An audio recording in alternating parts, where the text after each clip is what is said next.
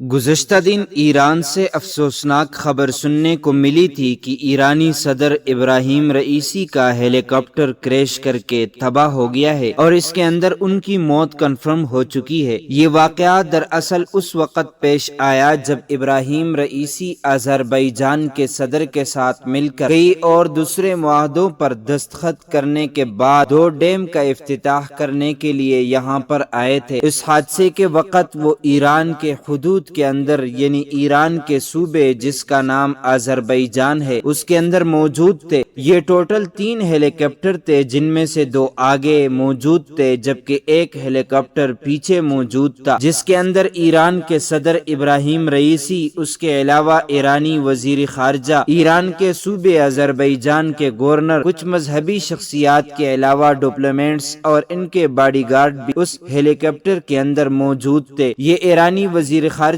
دراصل وہی ہیں جب پاکستان اور ایران کے درمیان بلوچستان کے ایشو کو لے کر مسئلہ بنایا تو دونوں ملکوں نے ایک دوسرے کے علاقے پر سٹرائک کی۔ انہی کا بیان تھا کہ ایران اور پاکستان دونوں مسلمان بھائی ہیں، دونوں کو آپس کے اندر جھگڑنے کی کوئی ضرورت نہیں ہے۔ اس کے علاوہ کچھ ہی دن پہلے ایرانی صدر نے پاکستان کا بھی دورہ کیا جہاں پر ان کے ساتھ کئی معاہدے کیے گئے۔ اس کے علاوہ انہوں نے پاکستان کے لوگوں سے بات کرنے کی خواہش کا بھی اظہار کیا، لیکن ان کا کہنا تھا کہ کچھ وجوہات کی بنا پر میں ایسا نہیں کر پایا۔ جس علاقے کے اندر یہ واقعہ پیش آیا دراصل یہاں پر موسم انتہائی خراب تھا۔ اس کے علاوہ یہ بہت ہی پہاڑی علاقہ یا پھر جیوگرافیکلی بہت ہی سخت علاقہ ہے جہاں پر بس جنگل اور پہاڑ موجود ہیں۔ ابتدائی تحقیقات کے مطابق یہ مانا جا رہا ہے کہ یہ ہیلی کاپٹر دراصل موسمی خرابی کی وجہ سے کریش لینڈنگ کی وجہ سے تباہ ہو گیا، لیکن یہ خبر کنفرم ہونے سے پہلے ایرانی میڈیا نے اس کے بارے میں یہ کلیم کیا کہ ہیلی کاپٹر لاپتہ ہے، اس کی تلاش جاری ہے۔ ان کو لگتا تھا کہ شاید یہ ہیلی کاپٹر کہیں پر ہارڈ لینڈنگ کی وجہ سے اتر گیا ہوگا، لیکن ان کو اندازہ نہیں تھا کہ یہ ہیلی کاپٹر کریش کر سکتا ہے۔ لیکن ایسا ہی ہوا جب اس ہیلی کاپٹر کی گمشدگی کی خبر پوری دنیا کے اندر پھیلی تو ترکی نے اپنے ڈرون اس طرف روانہ کی، اپنی ریسکیو ٹیمیں بھیجی۔ اس کے علاوہ رشیا کی 47 کے قریب ریسکیو ٹیمیں یہاں پر پہنچ گئی۔ ایران کے خود کے کئی ریسکیو ہیلی کاپٹر رات بھر اس کے ملبے کو یا پھر کریش لینڈنگ کی سائٹ کو تلاش کرنے کی کوشش کرتے رہے، لیکن موسم خراب ہونے کی وجہ سے کوئی خبر نہیں مل پا رہی تھی۔ لیکن آخر کار ترکی کے ایک ڈرون کی مدد سے کریش لینڈنگ کی جگہ کو دیکھا گیا اور اسے ڈرون فوٹیج کی مدد سے قریب جانے پر پتہ چلا کہ یہ ہیلی کاپٹر تو کریش لینڈنگ کے بعد بالکل تباہ ہو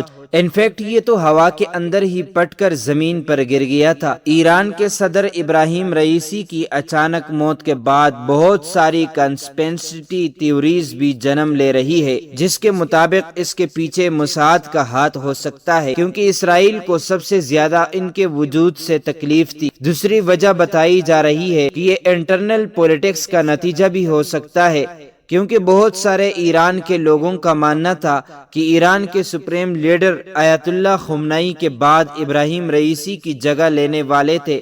اور تیسری پوسیبلٹی واقعی یہ ہو سکتی ہے کہ یہ دراصل کوئی حادثہ ہی ہو، لیکن حالات کو دیکھ کر یہ کہا جا سکتا ہے کہ یہ بہت بڑا کوئنسیڈنس ہے جسے اگنور نہیں کیا جا سکتا کہ اگر واقعی موسم خراب تھا تو 3 میں سے صرف ایک ہی ہیلی کاپٹر حادثے کا شکار کیوں ہوا،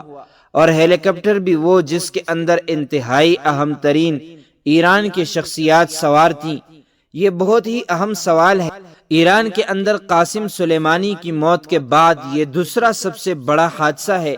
کیونکہ ان کی عوام بھی رات بھر سڑکوں پر رو رو کر یہ دعائیں کرتی رہی کہ ان کے صدر خیر و عافیت سے ہوں، ان کی موت کی خبر جھوٹی ہو، لیکن ہوا وہی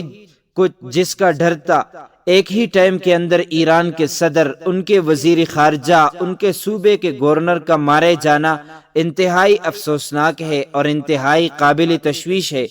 ابراہیم رئیسی وہ شخصیت ہیں جنہوں نے ایک بار پھر سے امت مسلمہ کو اکٹھا کرنے کی کوشش کی تھی، اور وہ پاکستان کے اندر بھی آ کر یہی کہنا چاہ رہے تھے کہ میں پاکستان کے عوام کو یہی پیغام دینا چاہتا ہوں کہ تمام مسلمان امت مل کر اسرائیل کے ظلم کے خلاف اکٹھی ہو جائے تمام مسلم لیڈرز بھی ایک ہو جائیں۔ آپ کو یاد ہے کہ تاریخ کے اندر یہی کوشش بالکل بھٹو نے بھی کی تھی۔ اس کے علاوہ صدر صدام حسین نے بھی یہ کوشش کی۔ اس کے علاوہ لیبیا کے صدر قمر قذافی نے بھی اس کی کوشش کی، لیکن سب کے سب کا انجام ایک ہی جیسا ہوا۔ اسرائیل کے وجود سے متعلق ابراہیم رئیسی نے آخری بار کلیئر کٹ یہ بیان دیا تھا کہ ہم اسرائیل کے وجود کو دنیا سے ختم کر کے ہی دم لیں گے، اور اب دیکھیں کہ ان کا انجام بھی ایک حادثاتی موت کی صورت میں ہوا، جس کا سب سے بڑا فائدہ صرف اور صرف اسرائیل کو ہی ہو سکتا ہے۔ یہ بات لوجیکل لگتی ہے کہ اسرائیل کے موساد کا اس حملے کے اندر کوئی نہ کوئی ہاتھ ضرور ہوگا، لیکن خیر ایران کی طرف سے یا پھر انٹرنیشنل میڈیا کی طرف سے ابھی اس بارے میں کوئی کنفرم نہیں ہوا، تو ہم وقت سے پہلے کچھ نہیں کہہ سکتے۔ ایران اس کے بارے میں خود مزید انویسٹیگیشن کرے گا تو صورتحال واضح ہوگی کہ دراصل اس کے پیچھے کون ہے، لیکن میرا جہاں تک شک ہے، مجھے اس کے اندر اسرائیل کی انوالومنٹ واضح طور پر نظر آتی ہے۔ ابراہیم رئیسی کی اس طرح سے اچانک موت کے بعد مڈل ایسٹ پر اس کا بہت زیادہ اثر پڑے گا، کیونکہ ایران مڈل ایسٹ کا انتہائی اہم کنٹری ہے، اور آپ دیکھیں کہ یہ اثر ابھی سے بڑھنا شروع ہو گیا ہے، کیونکہ انٹرنیشنل مارکیٹ کے اندر آئل کی قیمتیں اچانک سے بڑھنے لگی ہیں۔ ایران حزب اللہ اور حماس کو بھی مالی اور عسکری مدد فراہم کرتا تھا، جس کی وجہ سے وہ اسرائیل کے خلاف غزہ کے اندر لڑ رہے تھے۔ یہ مدد اور سپلائی بھی کافی حد تک افیکٹ ہو سکتی ہیں،